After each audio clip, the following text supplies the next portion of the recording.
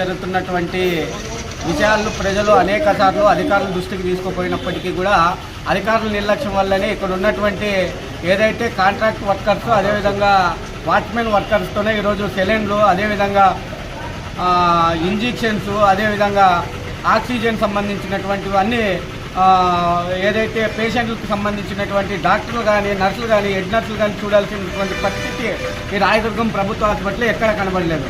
ఎందుకంటే ఇక్కడ పని చేస్తుండేదంతా ఏదైతే కాంట్రాక్ట్ అవుట్సోర్సింగ్ వర్కర్స్ ఏదైతే ఉన్నారో ఆ వర్కర్స్ దగ్గర ఈరోజు పని చేస్తున్నటువంటి పరిస్థితి. ఇక్కడ ఉన్నటువంటి ఎలక్ట్రీషియన్ సంబంధించినటువంటి ఒక వర్కర్ ఈ హాస్పిటల్కి అంతా సూపరింటెండెంట్గా వ్యవహరిస్తున్నటువంటి పరిస్థితి. తక్షణమే ఏదైతే వైద్య అధికారులు ఉన్నారో తక్షణమే రాయదుర్గం ప్రభుత్వ ఆసుపత్రి పైన తక్షణమే విచారణ జరిపి అదేవిధంగా రాయదుర్గంలో ఉన్నటువంటి పేషెంట్లకు అనుగుణంగా డాక్టర్లు కూడా ఎప్పటికప్పుడు నిర్లక్ష్యం వహించకుండా వాళ్ళ ప్రైవేట్ క్లినిక్ల్లో మాత్రమే ఈరోజు రాయదుర్గంలో వాళ్ళ పేర్లు వినపడుతున్నాయి. కానీ ప్రభుత్వ ఆసుపత్రిలో ఏమాత్రం కూడా చిత్తశుద్ధితో వాళ్ళు పనిచేయలేనటువంటి పరిస్థితి. మొన్న రాత్రి రోజు నేనే వచ్చి స్వయంగా ఒక పేషెంట్ సంబంధించినటువంటి మత్తు ఇంజెక్షన్ కూడా లేనటువంటి పరిస్థితి.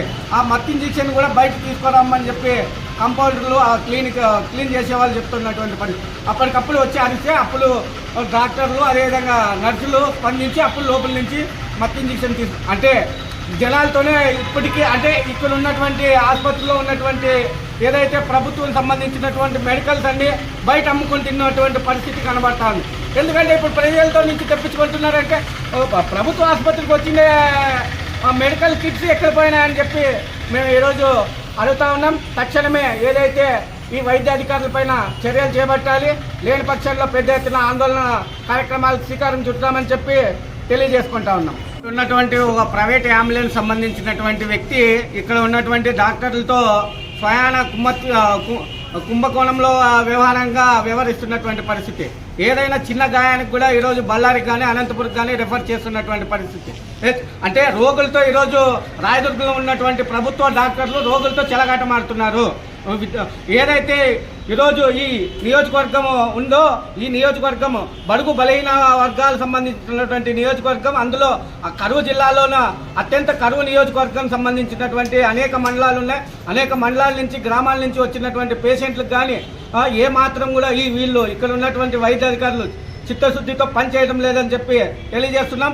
తక్షణమే ఏదైతే జిల్లా వైద్య అధికారులు ఉన్నారో తక్షణమే స్పందించి అదేవిధంగా ఇక్కడ ఏదైతే డాక్టర్లు కాకున్నట్టుగా ఏదైతే వర్కర్లతో వర్కర్లకు ఈరోజు డాక్టర్లు ఒత్తిడి తెప్పిస్తున్నటువంటి పరిస్థితి. అంటే ఈరోజు వర్కర్లు పనిచేయాలా లేకపోతే డాక్టర్లు పనిచేయాలని చెప్పి స్పందించకపోతే అవసరమైతే జిల్లా వైద్య శాఖ కార్యాలయానికి కూడా ముట్టడికి పిలుపునిస్తామని చెప్పి తెలియజేస్తా ఉన్నాం. రాయదుర్గంలో ఉన్నటువంటి ఏదైతే గవర్నమెంట్ హాస్పిటల్ ఉందో ఇందులో దాదాపు అన్ని రకాల ఇక్కడ డాక్టర్సు మరి సూపరింటెండెంట్ అదేవిధంగా చిన్నపిల్లల డాక్టర్ కావచ్చు, ఎముకలకు సంబంధించిన డాక్టర్లు కావచ్చు, ఆర్థోపెడిషన్లు ప్రతి ఒక్కరు కూడా ఉన్నత స్థాయి మరి అయినటువంటి డాక్టర్లు వీళ్ళందరూ కూడా వీళ్ళు మొత్తం అందరూ కూడా ప్రైవేట్ క్లినిక్లు రాయదుర్గంలో పెట్టుకోవడం జరుగుతుంది. ఈ వీళ్ళు ప్రైవేట్ క్లినిక్లో వీళ్ళు చేసేటువంటి వైద్యంలో చాలా చాలా గొప్ప పేర్లు గట్టించారు. కానీ ఈ గవర్నమెంట్ హాస్పిటల్లో మాత్రం ఆ పేరుని ఎందుకు తీసుకురావడం లేదో మాకైతే అర్థం కావడం లేదు. కానీ అక్కడ కేవలం వైద్యులుగా మరి ఎవరైతే రోగులు వచ్చారో చూపించుకోవడానికి వచ్చినప్పుడు వాళ్ళ ఫీజు అనేది పే చేస్తారు కాబట్టి వాళ్ళు సక్రమంగా చూస్తున్నారు అనేది అర్థమవుతుంది.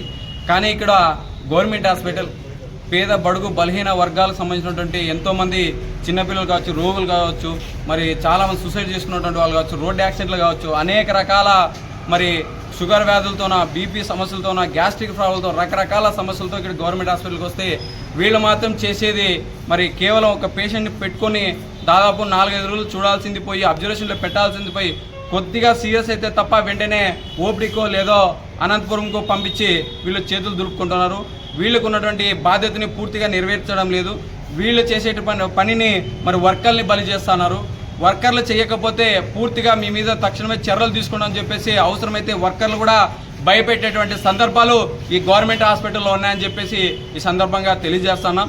మరి వీటినంతా ఎవరైతే ఈ ప్రైవేట్ క్లినిక్లు ఉన్నాయో, మెడికల్ షాపులు ఉన్నాయో వీటన్ని పూర్తిగా చర్యలు తీసుకుని మరి రాయదుర్గంలో ఉన్నటువంటి ఏదైతే గవర్నమెంట్ హాస్పిటల్ ఉందో దీంట్లో పూర్తిగా పేద ప్రజలకు మరి మంచి వైద్యాన్ని అందించే విధంగా చర్యలు తీసుకోవాలని చెప్పేసి ఈ సందర్భంగా ఏఐవైఎఫ్ సిపిఐ ఆధ్వర్యంలో డిమాండ్ చేస్తున్నాం. లేని పక్షంలో పూర్తిగా విచారణ చేపట్టి చర్యలు తీసుకునేంత వరకు కూడా ఉద్యమాలు కొనసాగుతాయని చెప్పేసి సందర్భంగా డిఎంహెచ్ఓ గారికి హెచ్చరిక చేస్తున్నాం. వెంటనే ఎవరైతే బాధ్యులు ఉన్నారో లక్షల జీతాలు తీసుకున్నారో, ఎవరైతే వర్కర్లని భయభ్రాంతులకు గురి చేసి పనిచేస్తున్నారో వాళ్ళపైన ఖచ్చితంగా మెమోలు జారీ చేసి అవసరమైతే సస్పెండ్ చేసి మరి ఇక్కడ పేద ప్రజలకి మరి ఉచితంగా మంచి వైద్యం అందేలాగా చర్యలు తీసుకోవాలని చెప్పేసి డిఎంహెచ్ఓ గారిని కోరుతున్నాం.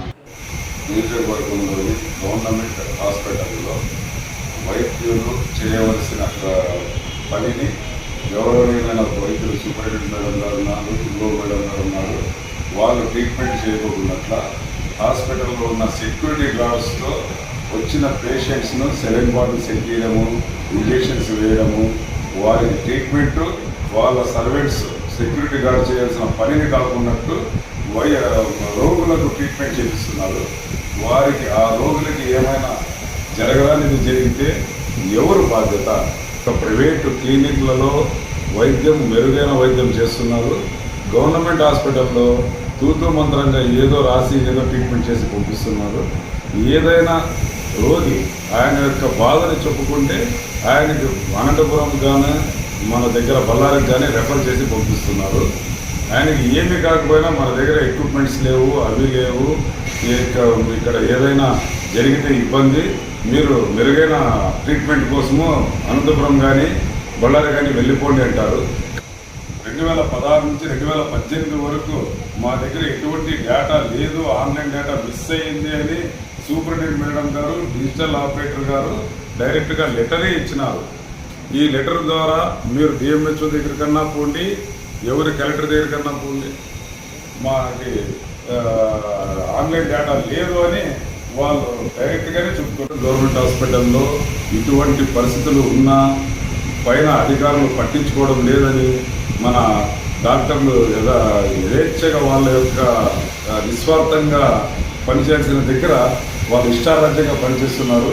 దీనిపైన మన గౌరవనీయులైన రాయదుర్గం నియోజకవర్గము ఎమ్మెల్యే గారు కాళు శ్రీనివాసరావు గారు స్పందించి వారిపైన తగిన చర్య తీసుకొని, మరియు డిఎంహెచ్ఓ గారు, మన హెల్త్ మినిస్టర్ గారు మా రాయదుర్గం నియోజకవర్గంలో ఉన్న గవర్నమెంట్ హాస్పిటల్లో జరుగుతున్న అరాచకాన్ని అరికట్టవలసిందిగా కోరుచున్నాను.